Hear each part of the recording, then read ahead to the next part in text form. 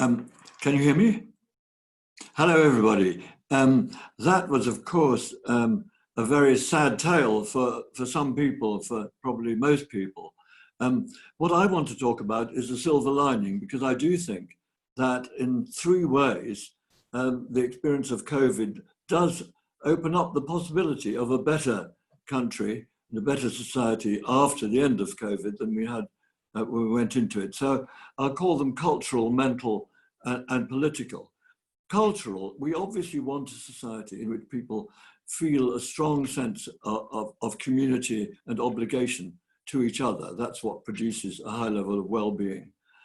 And I think that we have seen in COVID a greater sense of social solidarity.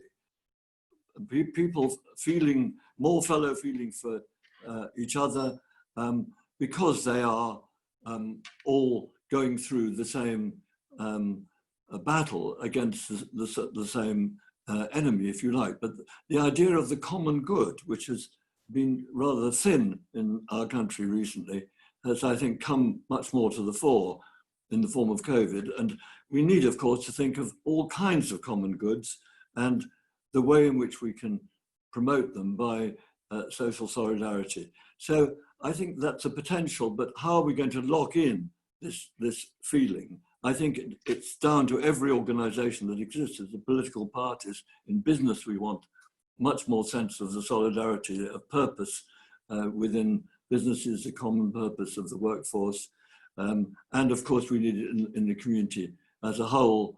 Voluntary organizations have a big role to play. I'm involved with Action for Happiness, whose members pledged to try and create as much happiness in the world as they can.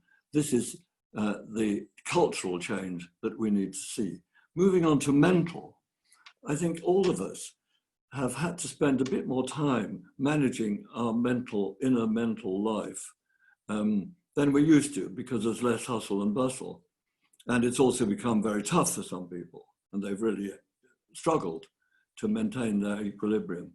So people, I think, have become aware in themselves of the importance of mental health and the maintenance of their mental health.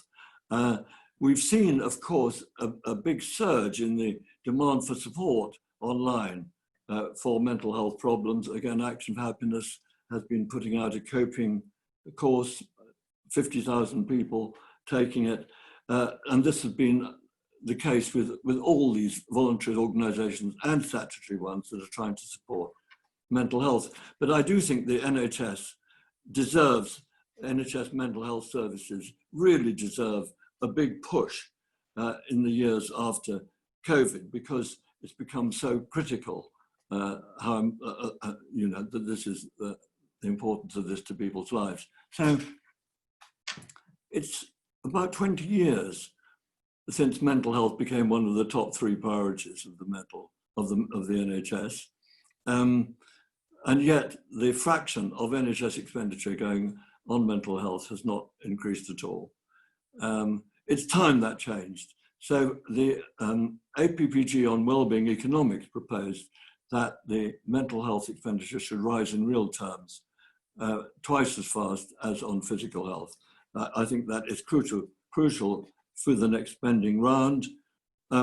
We've seen the IAPT program for psychological therapies below its target.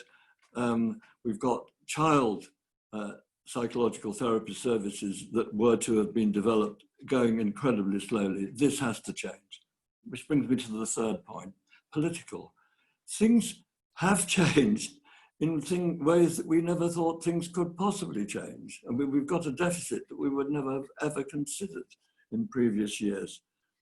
So the change we want to see is that the goal of the government should become the well-being of the people. That's what we want. We want parties to subscribe to it and the government. We've got the methodology for doing it, and a group of us did apply this methodology to when we should come out of the lockdown, which I think had some influence on how people, and particularly in government, think about balancing all the conflicting claims involved in that decision. The Green Book allows now for well-being to become the integrative principle for public policy. The What Works Centre for Wellbeing has done a great job spreading information and knowledge about how to make that form of analysis. And the All Party Parliamentary Group on Wellbeing Economics has produced a good report last year on how a spending review would look if it was aimed at the well-being of the people rather than whatever it is currently aimed at. And of course, the key priority is the social infrastructure, not the physical infrastructure. And my heart sinks when I hear that this build, build, build is the way to move our society forward. What we have to do is to build our social infrastructure, our mental health services, the well-being of our school children, the further education system giving skills, obviously the health service, but also social care. These have been so hardly treated in recent years, as well as community services, youth services, old people services, youth, children's services. It is critical that should be recognised as making much more difference, as the evidence shows, to human well-being than whether we can get faster from London to Birmingham. So let's have all our political parties pledged to make well-being the centrepiece of their policy formation. The statement I love is Thomas Jefferson: the life and happiness of the people is the only legitimate objective of good government. I completely agree with that.